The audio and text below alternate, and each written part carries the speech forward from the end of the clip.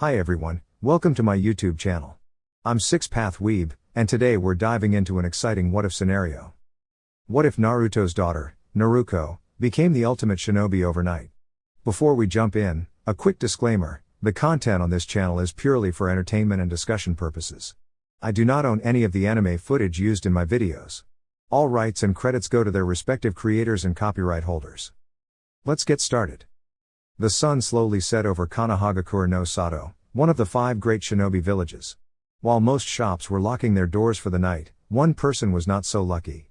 In the tall tower near the center of the village, the 5th Hokage, Tsunade Senju, sat behind her desk, a mountain of paperwork stacked beside her. She sighed and ran a hand through her long blonde hair, knowing she had brought this on herself. Being Hokage wasn't just about fighting or leading missions, it also meant endless paperwork. Even with all the extra forms created after the Suna/Ado conflicts, and the ones from the hospital she managed, Tsunade still found time to train her apprentice, Sakura Haruno, and sometimes even an hour or two to herself. But lately, she had been slacking, preparing for the return of the one ninja who had once pulled her out of a long, lonely depression. The one who had a knack for turning despair into hope. The Jinchuriki of the Nine-Tailed Fox, the last known member of the Uzumaki clan, and self-proclaimed 6th Hokage, Naruko Uzumaki. "Brat, you better hurry and get back here," Tsunade muttered, tapping her pen against the desk. "I'm getting tired of waiting for you to take over the chaos from me." Before Tsunade could continue fretting, a voice called out from behind her. "You know, if you say it like that, you'll probably scare her away." Tsunade turned to see someone she hadn't expected for a few more days. Her old teammate, the legendary Toad Sage Jiraiya, stood there with his usual goofy grin. "Come on, Tsunade. I don't see you for 3 years, and the first thing you do is glare at me?" He pouted. "I thought we had something special." Tsunade rolled her eyes but couldn't stop the corner of her mouth from twitching into a smile. "Welcome back," she said, returning to her paperwork. "You should have told me you were coming early. Sakura will be disappointed she didn't get to meet Naruko as soon as she returned." Jiraiya moved to sit on the couch, but Tsunade's piercing gaze stopped him. She asked the question he had been hoping to delay. "Where is Naruko?" Jiraiya's smile faltered. He knew the truth might make Tsunade's blood pressure rise. So, with a deep breath, he tried to sound cheerful. "No idea. Honestly, I haven't seen her in over a year." Tsunade froze. Jiraiya's overly enthusiastic shrug didn't help. Before he could explain, Tsunade snapped the pen in her hand and stood slowly. "Jiraiya," she said in a voice colder than a snowstorm, "you have exactly 3 seconds to explain why Naruko isn't with you, or I will unleash a wrath so fierce it will make Orochimaru's experiments look like a picnic." Wait.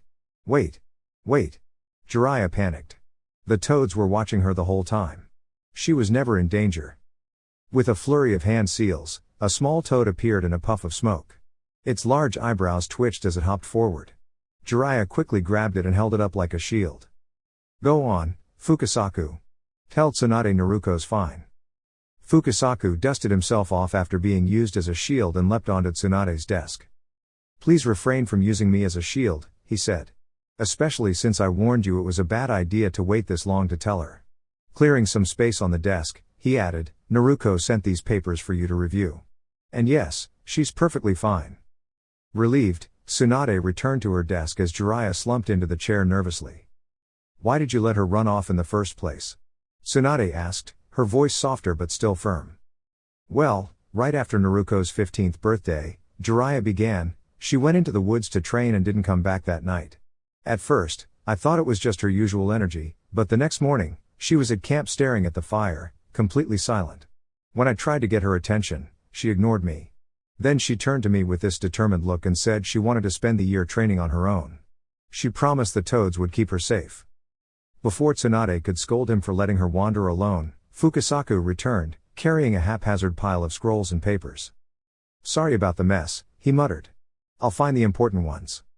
One by one, he handed them to Tsunade: scrolls about the origins of chakra, official requests for alliances from distant villages, and even records about former ninja groups that had disbanded. Tsunade blinked. Naruko had somehow convinced entire villages to open their borders and make friends, all while training alone? She glanced at Jiraiya, who looked equally stunned. "These are the last 2, Fukasaku said, holding up papers. "Naruko created these techniques herself, one to heal injuries by shaping chakra into organs, and another to improve an ancient resurrection technique safely. If you have questions, ask her directly. She'll be back tomorrow, with new teammates. Tsunade and Jiraiya exchanged wide-eyed glances. New teammates? They said in unison, the word carrying excitement, curiosity, and a sense of wonder. Outside the tower, the wind whispered through the village, carrying the promise of new adventures and the unstoppable energy of one remarkable girl, Naruko Uzumaki. Meanwhile, in the soft green forest just outside Konoha, a trio of teens sat around a small campfire, the flickering flames dancing in the evening breeze. The first one was a spirited girl with golden hair tied in a playful ponytail, and 3 faint whisker marks on each cheek. She wore a snug black and orange outfit with a large red jacket that flapped gently in the wind. Naruko sat cross-legged, her eyes bright with curiosity, taking in every rustle of leaves, every chirp of birds, and the way the sunlight peeked through the trees. To her right sat a gentle boy with sleek black hair, wearing a bright pink sleeveless kimono. He was carefully polishing an enormous sword, his hands moving with patient precision. Even though the blade was almost as tall as he handled it as if it were a delicate work of art. Next to them, tending the fire with careful attention, was the third member of their group. She had deep red eyes peeking from behind her glasses, and her lopsided red hair gave her an air of quiet charm. While stoking the flames, she couldn't help but steal little glances at the black-haired boy, a small smile tugging at her lips. The 3 friends chatted softly about the adventures that awaited them in Konoha, their voices mingling with the sounds of the forest.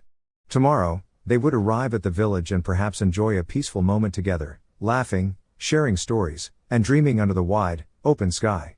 For now, though, the fire crackled warmly, and the forest wrapped them in a calm, gentle embrace, as if whispering that even in a world of challenges, there were always small pockets of joy and friendship to treasure. Jiraiya and Tsunade paced nervously in front of the main gates of Konoha.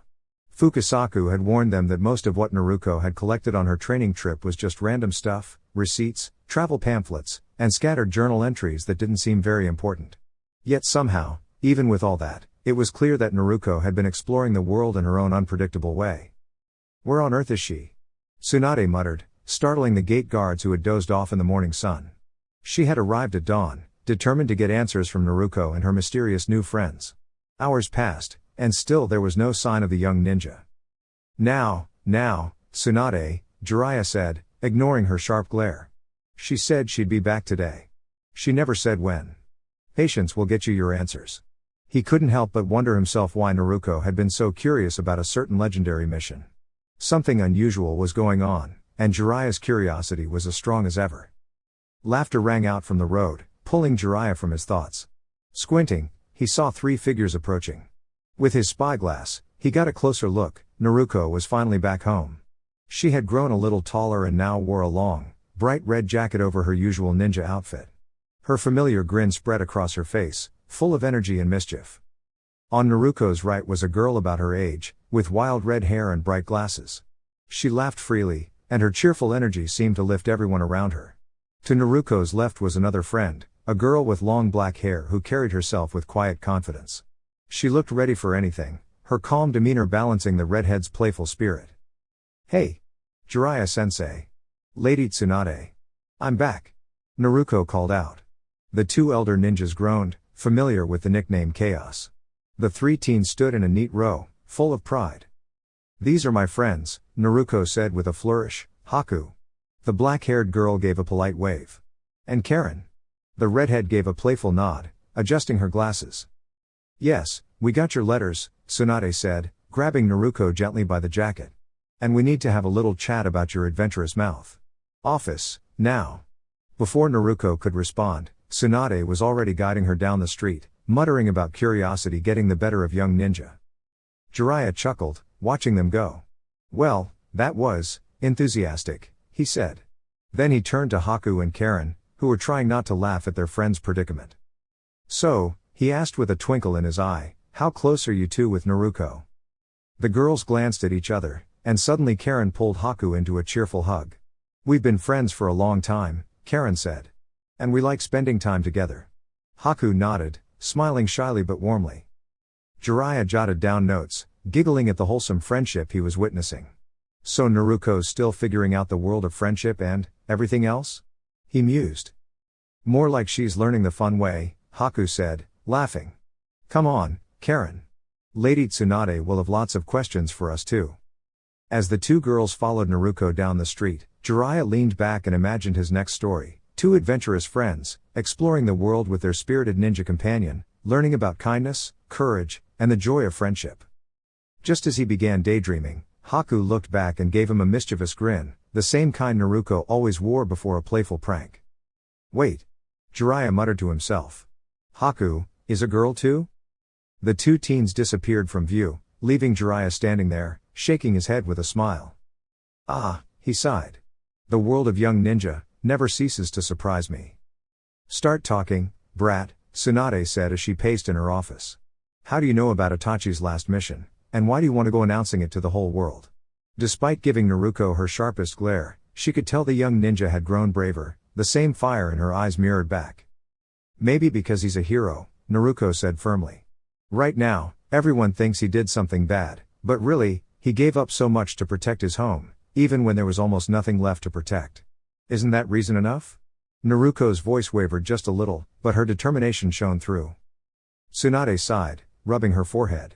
If anyone could understand Itachi's sacrifices, it was Naruko, someone who had also carried a heavy burden in her heart. Look, Naruko, Tsunade said softly, trying to explain, how do you think the other villages would react if they found out we had to make a very difficult decision about one of our most powerful clans? Sometimes leaders have to do things that aren't fair, even if it's to keep everyone safe. Naruko tilted her head, unimpressed. Please, she said with a grin, Kiri got through its civil war just fine, even when it wasn't as strong as us. Tsunade's eyes twitched in surprise. Naruko, of course, was already thinking about everything, the land, the borders, the rivers. Then again, they do have all that water to keep them safe, Naruko added thoughtfully. Tsunade pinched the bridge of her nose. Will you focus? This isn't a geography lesson. Now, what did you say about an Uchiha and Kiri's civil war? Oh, right, Naruko said, blinking. There was this guy, people thought he was gone, but he wasn't. He did some really mean things and made life really hard for lots of people. He even caused trouble for Haku's family. Naruko's frown deepened. And he turned a group of people into troublemakers, but that's a long story. Tsunade blinked, suddenly realizing she knew very little about this new ninja in her village. Naruko's stories were full of mystery and danger, but also of bravery and sacrifice. All right, Naruko, Tsunade said, sitting down with a tired sigh, I'm going to ask some questions, and I want short, simple answers. Can you do that? Naruko nodded, determined. Who is Kurama? Is this Uchiha still a threat? And what does this have to do with Itachi? Naruko scratched her head, thinking. Kurama is. Well, someone very powerful. And yes, that Uchiha is still causing trouble, but you don't mess with the second in command either. As for Itachi, he's complicated, but he tried to protect everyone the best he could, even if no one understood him. Tsunade nodded slowly. We'll get back to the rest later. But tell me this, why did you want to leave in the first place? Naruko's face hardened, and for a moment, her eyes seemed far away. That's the easiest question to answer, though it might take a while, she said quietly. She glanced at the clock, still early morning, and began.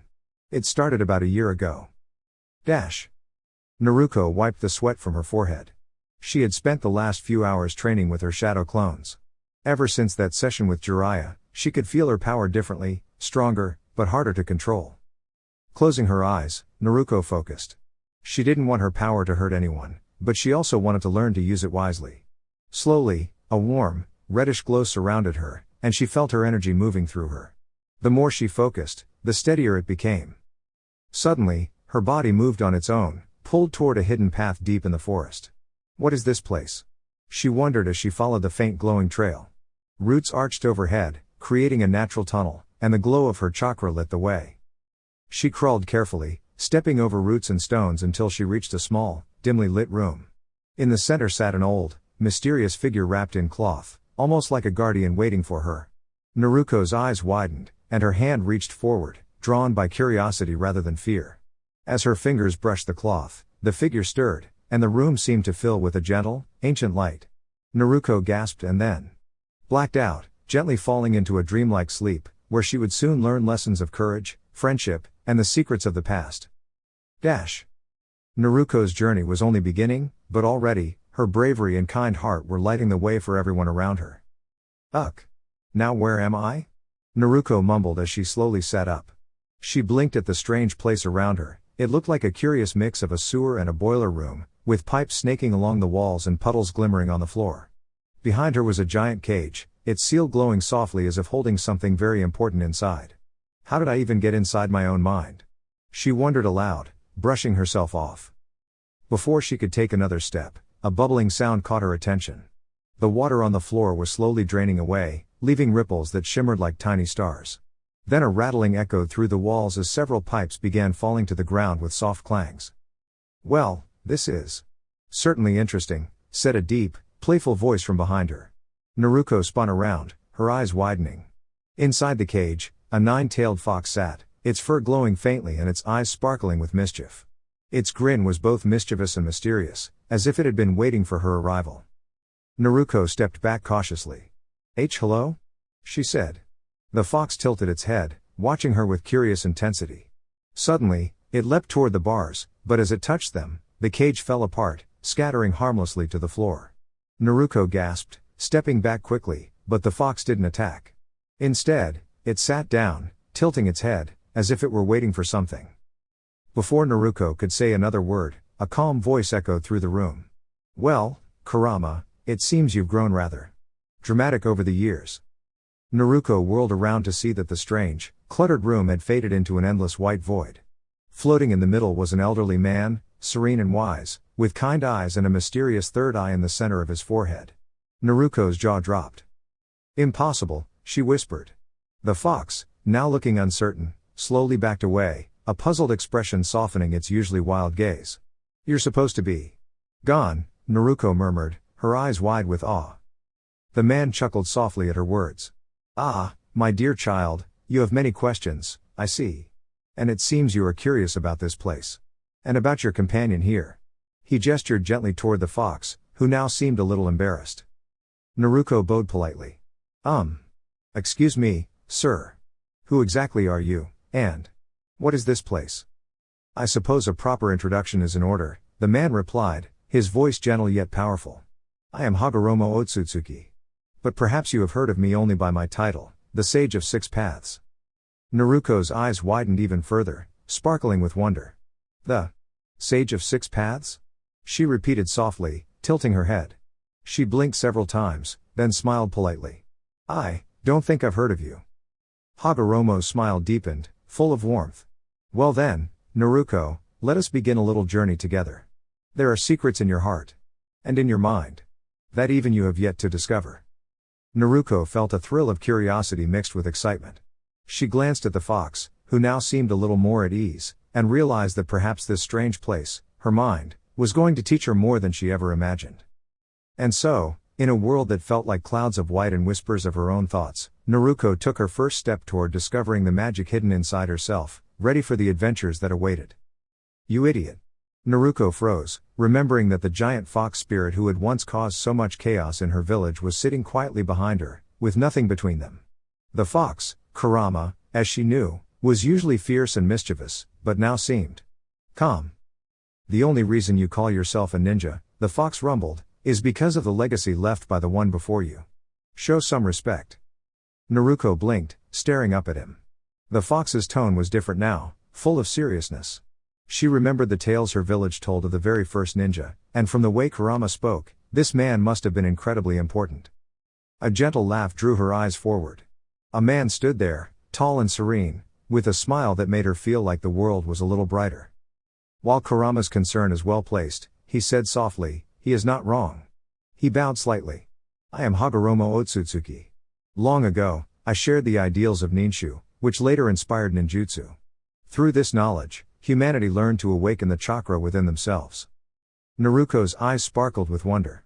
The thought of learning from someone who had such wisdom made her heart race. Wow! That's incredible, she exclaimed, almost forgetting to breathe. So you taught everyone to use chakra? Could you teach me to be an amazing ninja too? Hagoromo's smile dimmed slightly. Perhaps Kurama's caution was not unfounded, he said softly. And no, I did not discover chakra, nor was I the first to use it. The first to truly wield it was my mother.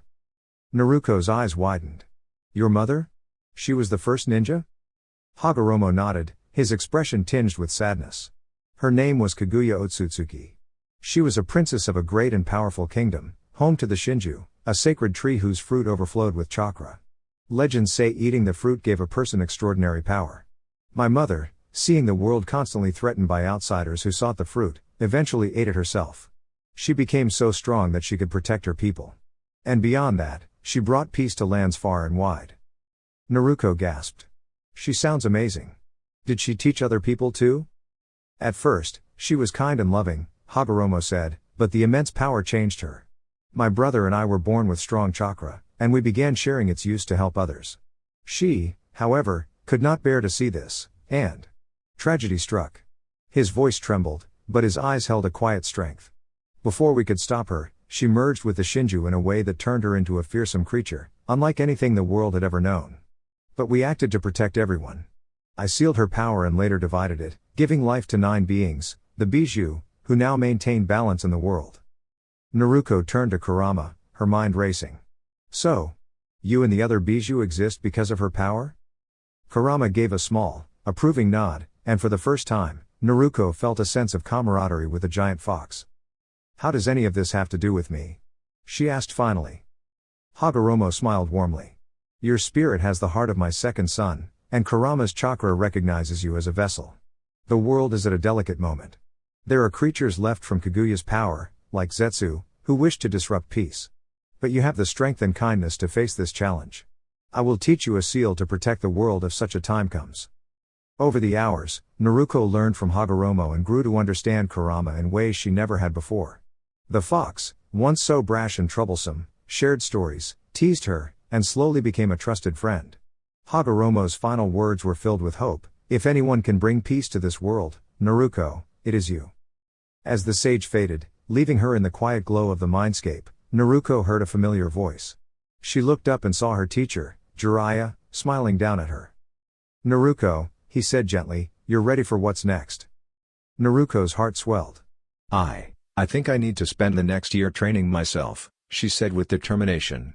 And with that, she stepped forward into her future, ready to become the amazing ninja she knew she could be. And then I spent the next year wandering around training. Tsunade nodded thoughtfully.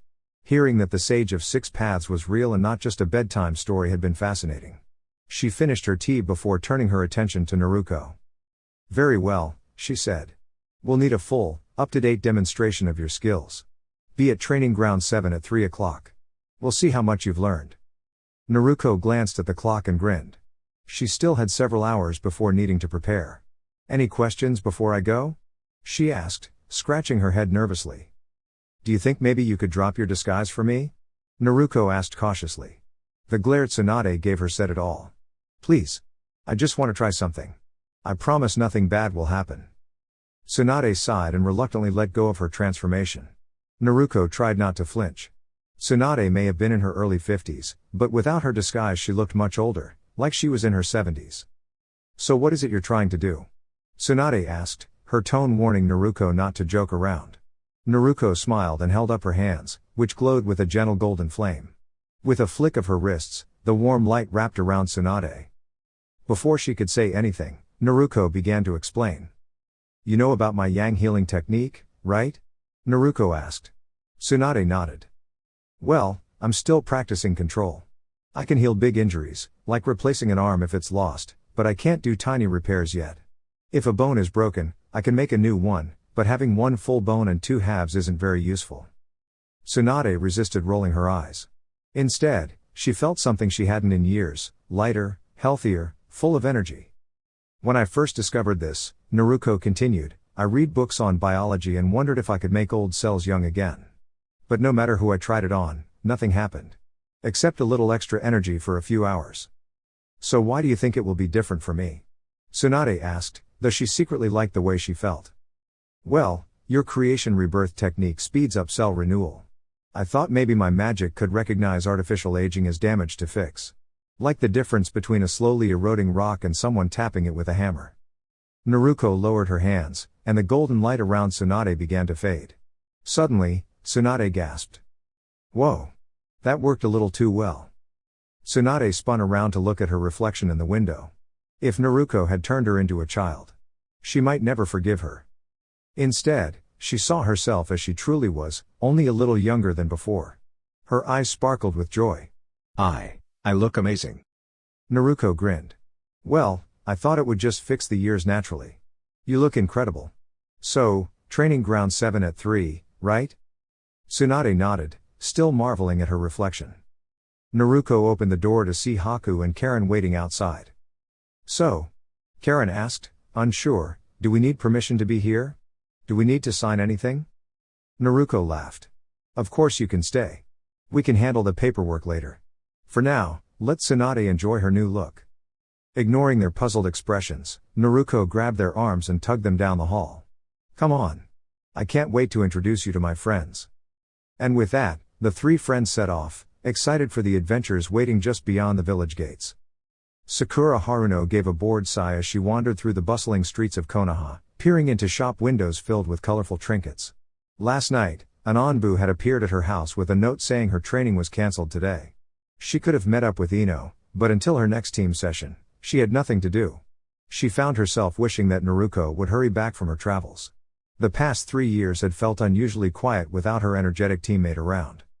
Hey, Sakura. The young Kunoichi's eyes widened as the familiar blonde-haired girl she had been thinking about came running toward her, accompanied by 2 others. Naruko? Sakura called happily. When did you get back? And who are these 2? Naruko skidded to a stop in front of her, brushing dust off her bright orange jacket. She gave Sakura a cheerful grin. Hey. I'm so glad to see you. And these are my teammates from my travels. You met Haku on our mission to the Land of Waves. She gave a little nervous laugh. Haku stepped forward, bowing politely. I don't believe we were properly introduced last time. Given that I was technically your opponent. And slightly out of commission. Naruko nodded toward the girl beside her. And this is my friend Karen. The redhead waved cheerfully before holding her hand out toward Haku. I think I won the bet, Karen said, smirking. Haku sighed and rummaged through his pockets. Sakura tilted her head in confusion. Karen grinned at her. We both knew Naruko would compliment you as soon as she saw you. Haku thought she'd say something silly and make you mad. Naruko rolled her eyes at Haku. You do tend to overthink everything, she said, handing over a small pouch of coins. I just like being honest with my friends. Sakura chuckled. And here I thought Naruko was all about silly jokes and pranks. Haku and Karen exchanged a quiet laugh. Naruko winked at Sakura. I know how to talk to people. Even serious ones like you. So, Sakura, Naruko asked, bouncing slightly on her heels, what was it like having the Hokage as a teacher? Sakura's eyes lit up. It was really hard. But really fun. I learned so much. For example, she began to describe the medical training she had been doing for the past 3 years, explaining herbs, healing techniques, and first aid skills. Naruko, Haku, and Karen listened intently, hanging on every word. That's amazing, Naruko exclaimed. Do you think maybe you could teach us some of that healing magic too? Sakura blinked in surprise. Naruko wanting to learn medicine? That seemed completely unlike the prank-loving, whirlwind ninja she knew. But the determination in her friend's eyes was impossible to ignore. Seriously? All 3 of you want to learn healing? Sakura asked. Naruko and Karen looked at Haku, who nodded. I'm especially interested in it, Haku said quietly. I already know a bit about herbs and natural remedies, but learning more from Sakura would be incredible. And you too? Sakura asked, turning to Naruko and Karen. We both have chakra that can help heal, Naruko explained.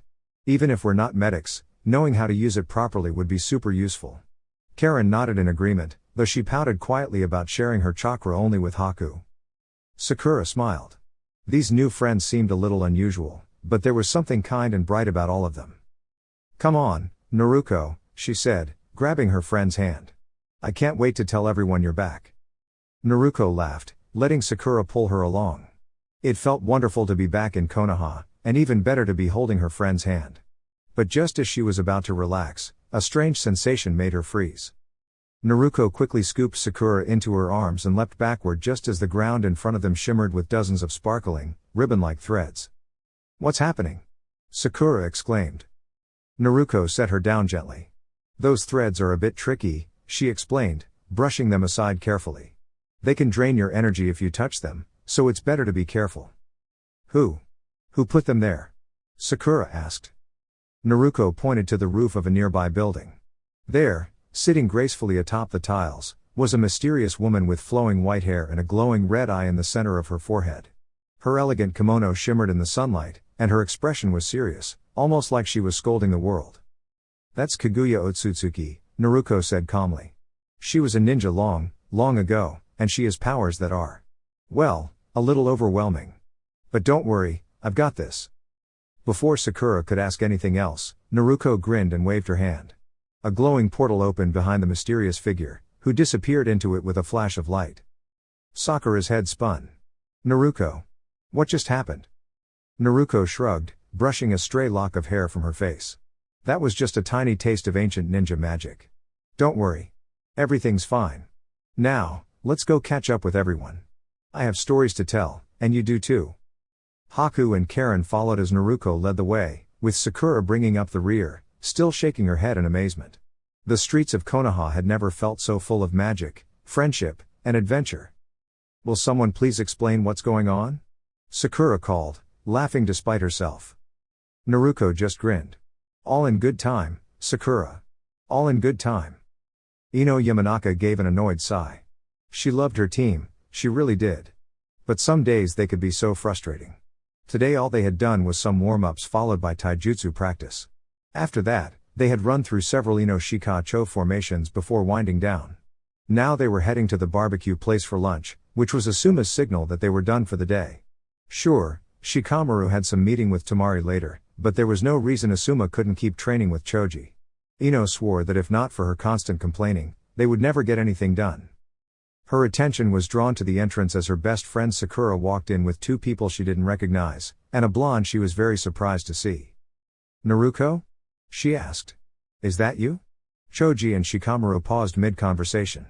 When did you get back? Naruko smiled and waved at them. Hey guys. What's up? She walked over, followed by Sakura and the two mystery people. So like I was saying, she said to Sakura, with all the seals on her, she's about as strong as all 5 Kage put together. Sakura paled in surprise while Team Asuma looked confused. Were they talking about one of the girls with her? They didn't seem that strong. Troublesome, Shikamaru groaned. So Naruko, what happened on your trip, and who are the girls?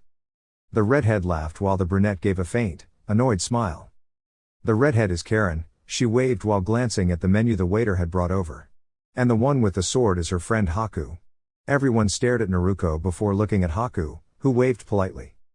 Yes, I know I look a bit different, Naruko and Karen snickered. And I think these two have a bet over how many people will mistake me for a boy. I believe we're up to 5 already. So you want to hear about my trip? Naruko asked. Well, let's see. I think a lot of it needs to be cleared by Tsunade before I can talk about it. Oh. I can tell you about my trip to the Land of Water. Her classmates listened with interest while Asuma raised an eyebrow. Why would Naruko be in the Land of Water? Last he had heard it was in the middle of a civil dispute. So it all started when I met this person named Utakata. She's really cool, I think you guys would like her. So anyway, I was walking along the beach when I saw her blowing bubbles. She seemed interesting, so I stopped to talk. One thing led to another. Naruko spent the next few hours telling them all about her adventure in the Land of Water, from her first meeting with Utakata to learning and training with the local rebels. They thought they could hide in the mist, but they didn't realize the mist was filled with steam. When they stayed hidden too long, their armor started melting. They tried to run, but we caught them, and helped everything that wasn't starting to melt. Everyone listened, amazed to hear that their classmate, the one they usually called the class clown, had already experienced something so incredible. Then with all the extra tools we had. Sakura Haruno, everyone turned to see an Anbu standing behind them. The Hokage has ordered you to report to Training Ground 7 in an hour. Naruko looked at the clock and saw it was now 2 o'clock. Sorry, guys, she said, standing up and paying for her lunch. My evaluation's in an hour. I'll tell you the rest later. Team Asuma groaned sadly. Come on. You can't leave us hanging like that, Ino whined. What happened next? Choji and Shikamaru nodded in agreement. Naruko smiled and pointed at the clock. What happens next is Shikamaru gets in trouble for not meeting Temari on time. She walked away laughing while Shikamaru stared off into space, then bolted out of the restaurant. Troublesome. == Did we really have to leave early? Sakura asked. She and Naruko were walking alone, since Haku and Karen had already gone to Naruko's house after getting directions, even though Naruko had invited them to watch her evaluation. No, but that seemed like a good stopping point, Naruko replied. Otherwise I'd still be in the middle of the story when I had to leave. Before Sakura could ask more, two classmates appeared walking toward them. Hey Kiba. Naruko racked her brain for Kiba's teammate's name. Shino. What's up, Shino? Kiba waved, while Shino calmly walked behind him. Yo, Naruko. When did you get back? Kiba asked. The giant dog beside him barked happily. Naruko bent down to pet him. I just got back today. I'm getting ready for my evaluation, she said. And I'm guessing this little guy is Akamaru? She scratched behind his ears. Yes, he is. Yes, he is, Kiba laughed, knowing Akamaru didn't enjoy being babied. Hello, Naruko, Shino said. I am surprised you remember me. Why? Because the two of us have rarely interacted before. Naruko scratched the back of her head, unsure how to respond. Come on, Shino. Who could forget you? Naruko didn't know what Shino was thinking, but she had a feeling he didn't fully believe her. Man, it sucks you got back today, Kiba said. We were just about to leave for a mission. You need to tell us all about your trip. So, did you have any luck with friends along the way? Before anyone could respond, a sudden movement caught their attention. A giant tiger made of ink appeared on the street. I've only been home one day, and I've already been attacked twice. Seriously, universe? Naruko muttered, quickly summoning clones to help. The tiger's attack caused ink to splash everywhere as the mysterious artist tried to draw more creatures. Naruko stepped forward, calmly approaching the artist. You know, it's rude to attack people you haven't even met yet. Usually, when someone is trying to hurt me, there's a lot of negative emotion, but you don't seem upset at all. The artist froze before vanishing in a puff of ink. Naruko rejoined her friends, who stared at the mess of ink and smoke around them. What was that about? Kiba asked. Just someone overly enthusiastic who couldn't wait to test me, Naruko said. Anyway, Sakura and I need to get to Training Ground 7. Good luck on your mission, guys. A squeak drew their attention. Hinata peeked shyly from behind a tree, wondering why Naruko hadn't stopped to say hello. Naruko and Sakura stepped onto Training Ground 7, the morning sun warming the wooden logs and sparkling dewdrops on the grass. They hadn't seen their teacher, Kakashi, in a while, but he was already there, sitting cross-legged on a log, reading a book. Hello, Naruko, Sakura. It's been a while, hasn't it? You both look like you've grown a lot in the past 3 years, Kakashi said, giving them his usual smile as he closed his book. Hey, Sensei, Naruko said brightly. Still reading those silly romance novels? Kakashi's eye twitched slightly. Glad to see you're just as cheeky as ever, he replied, a smirk tugging at the corner of his mask. Kakashi held up a pair of shiny bells. I don't think I need to remind you how this test works. Try to grab a bell before I do, but remember, it's all in fun. With that, he disappeared in a swirl of leaves. Naruko and Sakura immediately went into playful ninja stances, scanning the area. Any idea where she is? Naruko whispered, scanning the trees and logs. Sakura grinned and pulled a pair of gloves from her pocket. Well, last time Sensei hid underground, she said, slipping the gloves on. Let's see if he remembers that trick. With a gentle swing of her fists, a gust of wind blew across the training ground, sending leaves and petals flying. Both Kakashi and Naruko stared, amazed at her newfound strength. From a nearby tree, Jiraiya and Tsunade watched with amusement. She's really impressive, Jiraiya said, chuckling. If she bleached her hair blonde, she'd be like a mini version of Naruko. Indeed, Karen added, perching on the branch beside them. No wonder Naruko talks about her so much. Well, she couldn't do that when Naruko left, Tsunade said, raising an eyebrow at Haku's more practical ninja outfit. Costume change for training evaluation? Yes, Haku replied calmly. Karen and I are joining Konoha. We thought this would be a good way to test our skills. Not if it takes too long getting the bells, Jiraiya said, laughing. Knowing Kakashi, you could be out here all day. Karen and Haku laughed softly. You have no idea how clever Naruko is, Karen said. Though I'd be surprised if she had to show her full abilities here. It would take something special. Dash. Meanwhile, hundreds of miles away, outside the sunny town of Sunagakura, 4 figures in playful purple cloaks with swirly music notes stood quietly, pretending to be mysterious. Behind them, some of the local ninjas watched, ready to join in the fun. "We've rounded up all your spies," the blonde one said, trying not to giggle. "Can we start our pranks now?" The hunchbacked figure shook his head with mock seriousness. "Yes, Datara, but remember to use the special confetti you were given." Datara laughed, summoning a giant balloon shaped like a bird. "Got it. Time for fun," he said, and the balloon floated off with a gentle pop of colorful confetti. Dash. Back at the training ground, Naruko's focus suddenly sharpened. "Get ready, Kakashi," she shouted as she prepared to grab the bells. A soft golden glow surrounded her, a playful sparkle in her eyes. Suddenly, the bells zipped into her hands, one flying to Sakura. "We got them. Let's go," Naruko called. With a cheerful leap, she grabbed Haku and Karen's hands, and they dashed across the training ground in a whirlwind of laughter. "Wait, Naruko," Tsunade called, but Naruko was already bounding ahead, golden energy shimmering around her like a gentle, magical fox. The 3 friends giggled as they twirled and leapt, soaring over obstacles and playing their way toward adventure. Kakashi watched from the log, smiling beneath his mask. "Teamwork, bravery, and a little mischief," he murmured. "That's the real magic of being a ninja." Naruko paused for a moment, looking back at her friends with a bright grin. "Let's make sure everyone in Sunagakura is having fun today." And with that, the trio ran off into the sunlit fields, golden energy swirling around them, ready to turn every challenge into a game and every day into an adventure. "All right, listen up," Tsunade said, addressing the ninja assembled before her.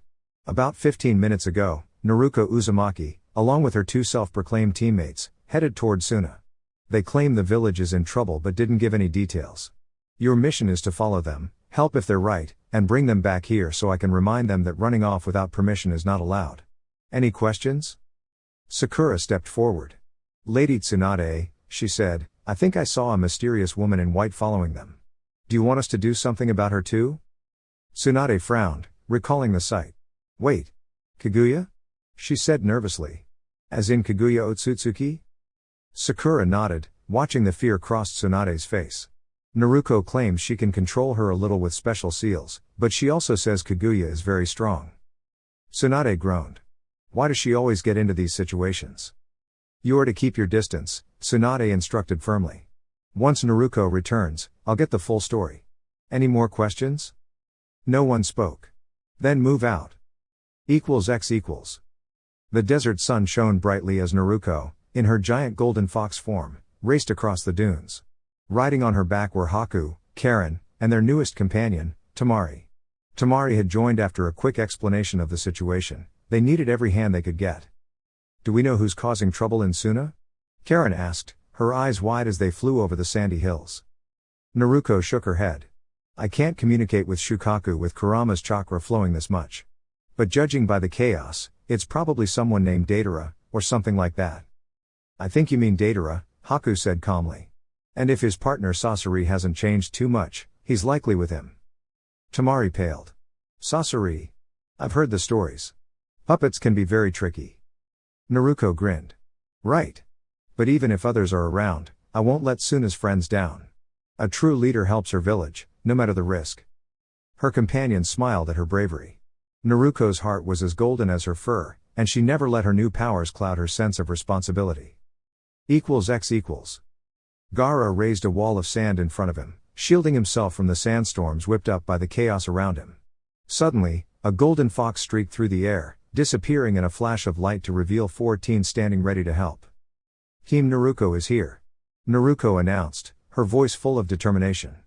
Before anyone could comment, a sudden, strange laughter echoed in the distance. "Well, isn't this perfect?" said a mischievous voice. "Just as we planned." Naruko's ears twitched. She saw a figure approaching, tall and mysterious. But before trouble could unfold, a curious presence appeared. Standing calmly in front of her was Kaguya, eyes wide with curiosity. "Kaguya," Naruko said gently, "if you promise to be friendly and not bother anyone, I'll let you keep your special powers. Deal?" Kaguya tilted her head, studying Naruko. Then, with a graceful hop, she nodded. The surrounding chaos seemed to quiet as she floated beside them, curious but calm. "Well, that solves one problem," Karen said. "But what about the others?" Before anyone could respond, a harmless bird-shaped clay figure zoomed past, scattering in colorful sparks. Everyone laughed as it harmlessly bounced across the sand, reminding them that sometimes, even challenges could be approached creatively. X equals. Haku faced his own challenge but used clever mirrors and ice techniques to block the approaching troublemakers, keeping everyone safe without hurting anyone. You can do this, Haku whispered to himself, thinking of Naruko's courage. We just need to outsmart, not fight. X equals. Naruko faced Sasori with calm determination. Instead of attacking, she used her clever abilities to create protective barriers and outwit her opponent, keeping the village safe while minimizing harm. Lava and chakra were used to create dazzling lights and effects that distracted rather than damaged, showcasing her cleverness and control. Even though you're tricky, Naruko said brightly, we can find another way to solve problems without hurting anyone. Her clones danced around in perfect coordination, guiding everyone away from danger. Slowly but surely, the chaos subsided. See? Naruko said, landing softly on the sand. We can be strong and clever and still be kind. Haku, Karen, Tamari, and even Gaara smiled. Naruko had reminded them all that courage and clever thinking were just as powerful as brute strength, and that even in difficult times, kindness and teamwork always found a way. Gaara sent waves of sand gently rolling toward Deidara, who nimbly dodged them like a dancer, spinning and leaping to create colorful clay fireworks in the air. Gaara realized that Deidara wasn't just playing around, he was trying to focus all his energy on impressing the village leader with dazzling tricks. Gaara pulled back her sand and carefully shaped it into a wall to block another playful explosion of clay. Gaara muttered, I should have remembered that trying to rush the show might backfire. I could have used more sand statues to make this trick more impressive. If only I had more supplies, it would have been perfect. Deidara laughed, sending a new batch of clay butterflies twirling into the air. Looks like you're lucky I'm not fully prepared yet. But that would have been a good plan if Naruko hadn't brought her friend to help. Naruko ducked under another wave of spinning clay butterflies, her bright orange scarf fluttering behind her. The puppet Sasori had created was tricky, covered in tiny clay tubes that shot harmless glittering darts into the air. Naruko furrowed her brow, noticing something unusual. Why isn't he aiming at me? She whispered to herself. He has enough puppets to fill the entire playground, yet he's being so careful. What is he waiting for? A soft crash drew her attention. The dust settled to reveal Kaguya gently lifting one of the playful clay creatures, which struggled weakly in her grasp. Ah, Sasori said, stepping forward, I suppose it's time to use our backup plan. A clever flare shot into the sky, and Kaguya quickly realized that the puppet she had caught was only a hollow model. With a tiny sigh, she returned it to the pile of clay toys and looked for the next playful challenge. Meanwhile, Hidan was preparing a magical drawing on the ground. His skin glimmered with sparkling paint, making him look like a living skeleton puppet in a fun, theatrical performance. Haku watched nervously. Whose blood did he use for that? She thought. Oh, it must just be magical paint. Hidan twirled and laughed, then dramatically stepped out of the circle, leaving the stage clear for Naruko and her friends to continue their playful adventure. Don't worry, Haku whispered, we'll keep everyone safe. In the same area, Karen had been trying to manage a tricky magical puzzle left by Kakuzu. He had hidden small glowing hearts all around, which pulsed gently and required careful timing to move safely. Using her keen mind, Karen dodged the magical pulses and managed to guide the glowing hearts into place, exhausting her energy but completing the task perfectly. Naruko ran up to her and smiled. You did it. Naruko cheered. See? Even tricky challenges can be solved if we stay calm and work together. A few days later, teams Asuma, Kakashi, and Naruko were helping repair the town of Suna after the whirlwind of playful chaos. Ino and Sakura guided the villagers with gentle hands, helping them fix their houses and arrange flowers in the gardens. Choji and Shikamaru coordinated rebuilding efforts, making sure everything was done safely and efficiently. Naruko's clones ran around delivering messages and helping wherever they could, their bright energy lifting everyone's spirits. Though the Kazekage Tower and its surroundings were still a bit messy, the town was already filled with laughter and cheer again. Naruko paused to watch the children running around, playing with the harmless clay fireworks left behind from Deidara's show. Well, she said to herself with a happy sigh, this adventure wasn't what I expected, but we all made it through, and we even had fun along the way. And with that, Naruko twirled her scarf and joined her friends in helping the last of the town's flowers bloom again, her heart full of joy and the promise of many more adventures to come. A few days later, teams Asuma, Kakashi, and Naruko were finishing up their assistance in the village hidden in the sand. Ino and Sakura had been busy helping the injured at the hospital, while Choji and Shikamaru lent a hand with repairing broken buildings. Asuma and Kakashi coordinated the Jonin leading the reconstruction, and Naruko had her clones running around delivering messages. Thanks to all their efforts, most of the minor damage had been fixed, though the Kazekage Tower and its surroundings still looked a little messy. Naruko was helping Ino and Sakura at the hospital. The explosions caused most of the injuries, Ino explained as she looked over the patient charts. Witnesses said the Zetsu creatures weren't really fighting back, and then suddenly, boom! They exploded. Have you ever seen them do anything like that, Naruko? Naruko shook her head. No, I've never seen a Zetsu explode. I've seen them merge together to form big shapes, but not like this. I hope they don't start doing this all the time. Sakura smiled at her reassuringly. Well, if they do, we'll just have to figure out a way to stop them. We always find a way. Naruko nodded, feeling a warm sense of determination. You're right. We always find a way. Now, the only person left to check on is Haku, Sakura said. Karen started her healing, so I want to see how well it worked. Naruko followed Sakura down the hall. They arrived at the healing room where Haku was resting. Karen was carefully using her chakra to help Haku recover, and the gentle glow of healing light filled the room. Wow, she's getting better already, Naruko whispered. Karen's really amazing at this. Yes, Sakura said, her eyes shining. Her healing chakra works wonders. It's amazing to see how people can help each other when they put their hearts into it. Outside the hospital, life in the land of rice fields was bustling. The citizens of the new Otogakur were going about their daily routines, and the town was slowly growing into a vibrant little city. In the central tower, Sasori was giving a mission report to his team. The Zetsu creatures didn't cause as much trouble as expected, he explained. A mysterious woman in white, like the one we were warned about, stopped most of them. The group nodded seriously. That's good, the leader said. Now we can focus on the next phase of our work, making sure everything goes smoothly and safely. From the corner, Zetsu observed quietly. I will continue to watch closely. Understanding Naruko and her friends will help us plan better. The leader nodded. Very well. Keep observing, but remember, our priority is to make our village a better place, not to cause chaos. Meanwhile, outside the window, the orange-haired girl, Naruko, ran across the town square, her heart full of excitement. She laughed as her shadow clones dashed around, helping citizens with small tasks. It wasn't just about missions, it was about helping people and making the world brighter. Even as challenges came, Naruko and her friends knew one thing for sure: with courage, teamwork, and kindness, they could face anything together. Dear YouTube family, this is all for now. If you enjoyed the content, don't forget to like, share, and subscribe to my channel for more. Thank you for your support. 6 Path Weeb.